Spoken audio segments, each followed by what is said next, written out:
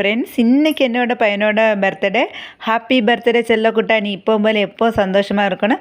காலையில் நான் வீடியோ போட்டிருந்தேன், நிறைய பேர் விஷ் பண்ணியிருந்தாருங்க. எல்லாருக்கும் ரொம்ப ரொம்ப தேங்க்ஸ். அதுக்கப்புறம் நான் வேலையை போயிட்டு வந்து தான் கேக்கு கட் பண்ணதுக்கு ரூமை வந்து டெக்கரேட் பண்ணிட்டு இருந்தேன். அவனுக்கு வந்து ப்ளூ கலர் தான் பிடிக்கும், அதனால் ப்ளூ அண்ட் ஒயிட்டு அந்த பலூன் தான் வாங்கி கட்டியிருந்தோம். அவங்க அப்பா வர லேட் ஆகும்னு சொன்னாங்க. அதுக்கப்புறம் போன தடவை பொண்ணுக்கு கேக்கு கட் பண்ணும்போது அவங்க இல்லை, இந்த தடவை அப்பா வந்ததுக்கப்புறம் கட் பண்ணால் போதுன்னு 2 பேருமே சொல்லிட்டாங்க.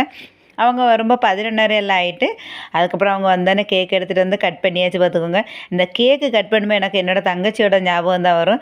அவள் அந்த கேக்குக்கு மேலே அந்த இது விழுந்துடக்கூடாதுன்னு சொல்லி அந்த ஒன்றில் அவள் அப்படி கமர்ந்திருப்பாள். நான் என்ன பண்ணேன்னா, அந்த கேக்கு கவரே எடுத்து அப்படி மூடி வச்சுட்டு, அந்த பிளாஸ்டிக் வந்து நம்ம தொண்டைக்குள்ளே போயிடக்கூடாதுல்ல, அதுக்காக அதை அப்படி மூடி வச்சுட்டு இருந்தேன். எப்போவுமே அது வேண்டான்னு தான் சொல்லுவேன்.